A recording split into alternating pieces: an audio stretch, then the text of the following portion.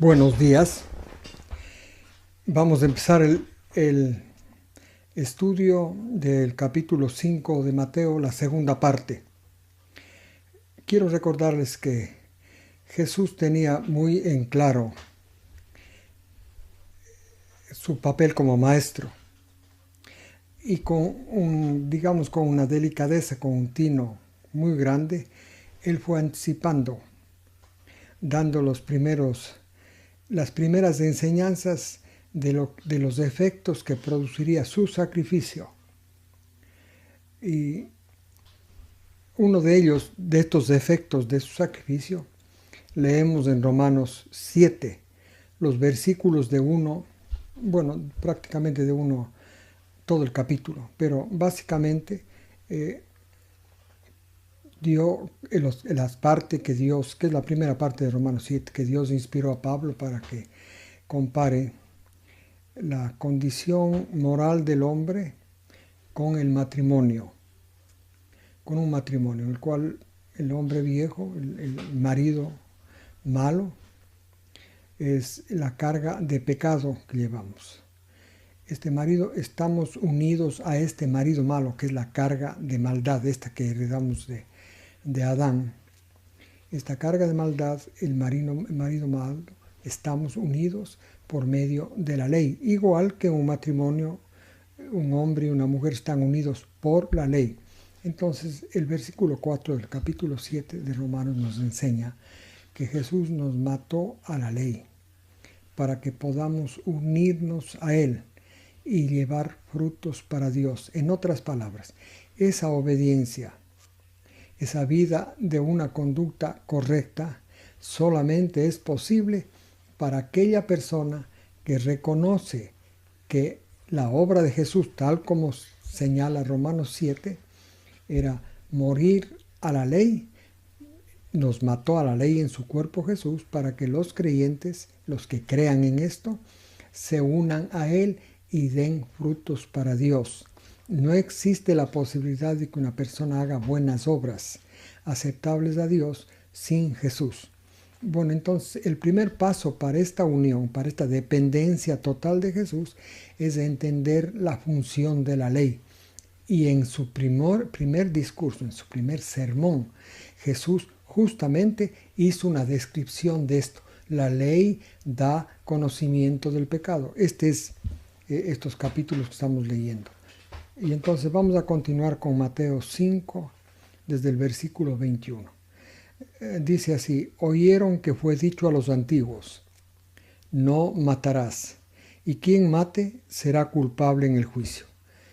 Como ustedes se dan cuenta, dice Jesús, oyeron que fue dicho a los antiguos. En otras palabras, ya no se repetía este mandamiento ni los otros a los contemporáneos de Jesús, porque ahora la ley de Moisés había sido reemplazada por la ley que los fariseos llamaban la ley oral, que era una cantidad de normas e indicaciones respecto a cada mandamiento para que nunca los judíos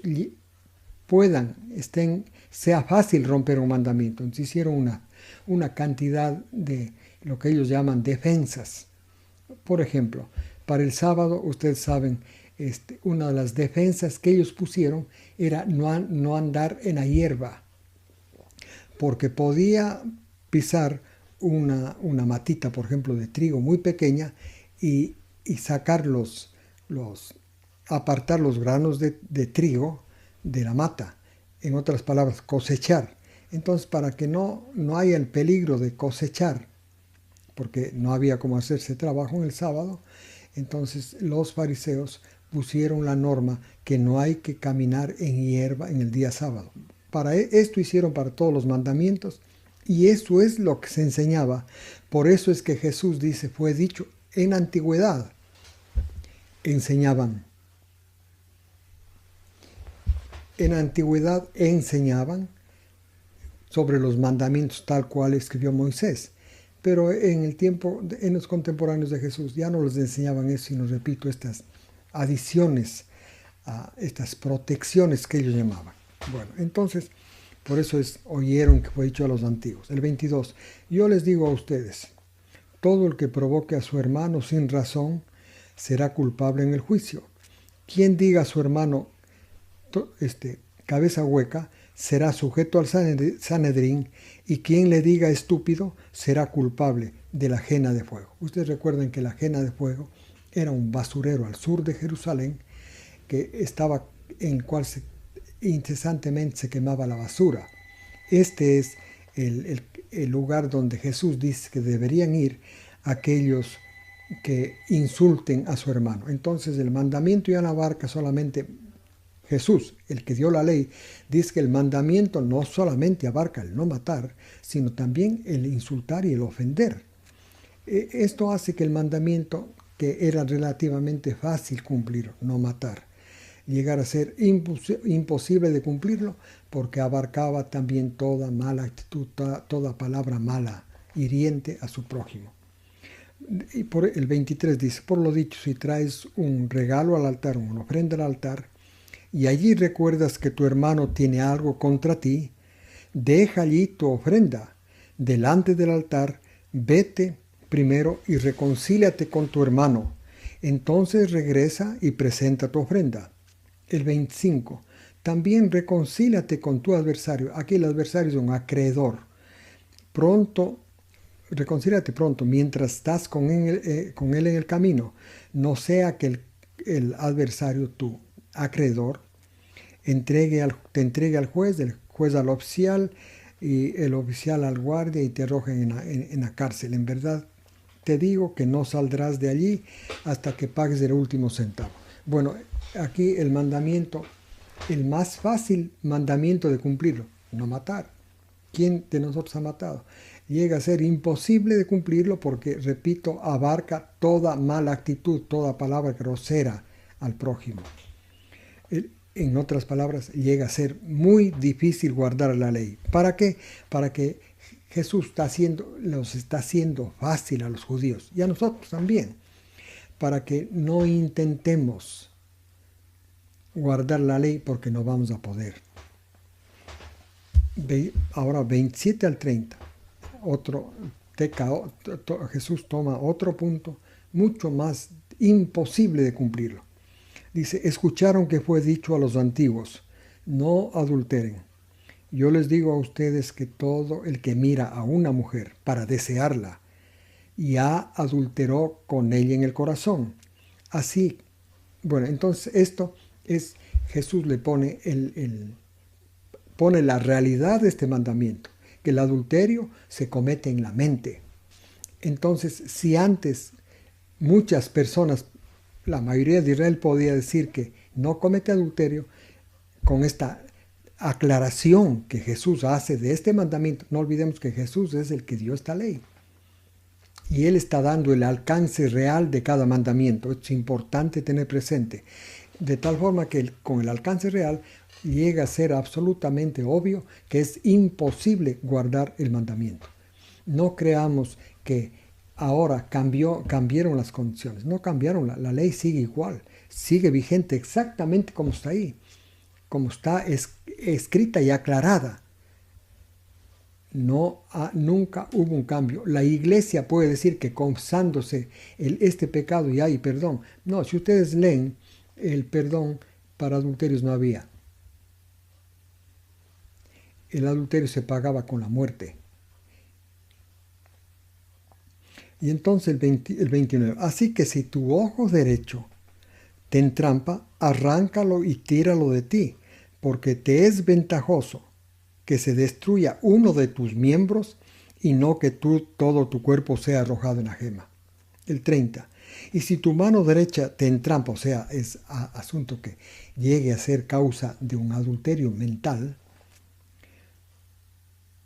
córtala y arrójate de ti, porque te es ventajoso que se destruya uno de tus miembros y no que todo tu cuerpo sea arrojado en la gema. No existe persona que haya podido controlar sus pensamientos. Si alguien cree que con una vida virtuosa va a controlar sus pensamientos, está completamente equivocado. Es mejor que empiece a reflexionar en lo que piensa y en lo que en sus intenciones, para que llegue a entender que no puede, no está en capacidad de guardar la ley, no está en capacidad de llegar a Dios mediante su obediencia, que tiene que depender. Y este es el primer paso. Este es el primer paso para llegar a luego depender de Jesús. Esto es de la salvación, de la obediencia de Jesús. El 31 y el 32. También se dijo que todo el que desee liberarse de su esposa, esta es la traducción literal, está en otras versiones el divorcio, muy bien, que es lo mismo que liberarse de la esposa. Dele a ella una carta de divorcio, dice en nuestras versiones. Literalmente dice, dele algo para que ella sepa que usted le está diciendo que se separe, que ella se vaya. El 32. Yo les digo a ustedes que quien se libera de su mujer sin haber fornicación, le hace a esta persona que se libera de su mujer, lo hace adúltero, porque si se casa a liberarse de ella, adultera. Jesús dice entonces que la separación, dice aquí, pero ustedes tienen que comprender, me parece que esta versión, y hay eruditos que piensan que este versículo 32 no está bien traducido, no del griego, sino ustedes recuerdan que Mateo escribió para los judíos, escribió en hebreo, ningún judío hubiera podido prestar atención a Mateo si es que Mateo hubiera escrito en griego. Si ustedes van, por ejemplo, al libro de los Hechos, cuando Pablo quiso que los judíos lo escuchen, se puso a hablar en hebreo, porque ese es el lenguaje religioso, era el lenguaje religioso de los judíos. Nadie podía hablar de Dios, de la Biblia, de la ley, hablar en idioma, para los judíos, quiero decir, a los judíos, en idioma diferente al hebreo. Y entonces Mateo escribió en hebreo, pero en la traducción al griego parece que hubo alguna equivocación, porque recuerden que según este versículo 32 sería así. Yo les digo a ustedes que quien se libera de su mujer sin haber fornicación, o sea, quien se divorcia de su mujer sin haber fornicación, el que hace esto, adultera. Porque al casarse esta persona con otra persona, está adulterando porque no ha habido adulterio. Pero les recuerdo que la ley es clarísima. La persona adúltera, la fornicaria, ¿qué castigo tiene? No es el divorcio el castigo. El castigo es lapidarla, matarla a pedrada a la persona. Y entonces, por esto, este versículo 32 me parece que no está correctamente, pero de todas maneras, Jesús dice que no hay cómo separarse nomás. Pero hay normas, digamos, estamos hablando del pacto antiguo. Jesús está explicando el pacto antiguo. Ahora estamos en el pacto nuevo. Ahora no prima la ley, prima el amor. Entonces las condiciones de una unión entre un hombre y una mujer varían completamente, porque es el amor el amor es lo que el esposo tiene que poner en vigencia en su hogar. El amor es lo que debe primar. En los cristianos estoy hablando, ¿no? En los cristianos que ya entraron en el pacto nuevo. Los otros cristianos todavía no, porque no saben, ellos están todavía en el pacto antiguo. El 33 al 37. Nuevamente escucharon que fue dicho a los antiguos: no jurarás falsamente, sino darás al Señor tus testimonios. Aquí Jesús no está en contra del juramento, de jurar. Jesús está diciendo que no hay cómo jurar, no se debe jurar, está diciendo que la ley dice que no hay que jurar falsamente. Ahora, ¿qué es lo que significa jurar? Jurar, la palabra más suave para jurar es prometer. Entonces, no había cómo prometer falsamente, especialmente a Dios. Decirle, yo voy a hacer esto, yo voy a dejar esto, o sea, hacer promesas. Eso es un juramento. No hay cómo hacer juramentos falsos, pero sí hay cómo jurar. Es más, la ley dice que hay cómo jurar. Si ustedes leen Deuteronomio capítulo 6, versículo 13, ahí dice que hay que jurar por el nombre de Jehová. Y también en el mismo Deuteronomio capítulo 10, versículo 20, repite otra vez lo mismo, el mandamiento. 2 veces se repite el mandamiento. Entonces Jesús no está diciendo que no hay cómo jurar. Jesús está diciendo que no se debe jurar falsamente. Y luego sigamos leyendo. Yo les digo a ustedes, dice que no juren de ninguna manera. O sea, estoy hablando porque ellos podían pensar que no había cómo jurar falsamente usando el nombre de Dios. Pero Jesús les aclara, dice, yo les digo a ustedes que no juren de ninguna manera, falsamente estaba refiriéndose, por el cielo, porque es del trono de Dios, ni por la tierra, porque es del estrado de sus pies, ni por Jerusalén, que es la ciudad del gran rey. No jures ni por tu cabeza, porque no puedes hacer blanco o negro ni un solo de tus cabellos. En otras palabras, comprometerse a hacer algo y usando como garantía el cielo, la tierra, Jerusalén, los cabellos de uno, dice Jesús que no lo hagan porque nosotros no tenemos poder para nada. Por eso dice, no puedes hacer negro ni un solo cabello de tu cabeza, ni negro ni blanco. Así es que ustedes al prometer algo, sea, sí, yo te prometo, pero nada más. O no te prometo, sí, sí, no, no. Y lo que va más allá es del maligno. Entonces, tengan clara esta separación. Jesús no está diciendo que no hay cómo jurar, lo que dice es que no se debe jurar falsamente. Pero porque la ley dice que sí hay cómo jurar por Dios, pero no hay cómo jurar falsamente por nada, ni por el cielo, ni la tierra, ni el cabello, ni nada de eso. Muy bien, ahora vamos a los versículos 38 al 42. Escucharon que se les dijo, ojo por ojo y diente por diente. Esto ustedes recuerden muy bien, saben muy bien, en la ley es clarísimo, el ojo por ojo, diente por diente. Y entonces uno cree que Jesús abolió ese mandamiento, pero Él no vino a abolir la ley. Él vino a aclarar. Y aquí dice, pero yo les digo a ustedes, no resistan al malo. El ojo por ojo, diente por diente, que a cierto punto es cómodo, porque si a usted le ofenden, la ley le autorizaba a usted devolver en la misma moneda lo que le hizo el que lo ofendió, o sea, vengarse. Ahora Jesús dice, yo les digo a ustedes que no resistan al malo, al que les ofende. Al contrario, al que te abofetee en la mejilla derecha, vírate y muéstrale la otra mejilla. 40. Y al que quiera condenarte y quitarte la túnica, dale también tu manto. O sea, no resistas al maligno, está diciendo. Antes sí había como no solo resistir al malo, sino vengarse del malo. 41. Y cualquiera que te obligue a apartarte de tu camino, por ejemplo, unos 1000 pasos, no te apartes 1000 pasos para ir con él. Apártate de 2000 pasos. Así dice literalmente. El 42. Y al que te pida, dale. Y al que quiera pedirte prestado, no le des la espalda. Entonces estaba haciendo este mandamiento, ojo por ojo y diente por diente. Jesús no solamente que no le hizo más difícil, porque está diciendo que no hay como vengarse uno mismo. Y luego, ustedes recuerdan en Romanos 13, Pablo explica que no nos venguemos porque Dios es la venganza. Y aún más, Jesús enseñó que lo que se llama la regla de oro, no hagas a los otros lo que no quieres que te hagan a ti. ¿Qué mismo es? Es un ojo por ojo, diente por diente, pues. Solamente que ahora Jesús está diciendo, no sea el agredido, el ofendido, el actor de la venganza, sino que le deje a Dios.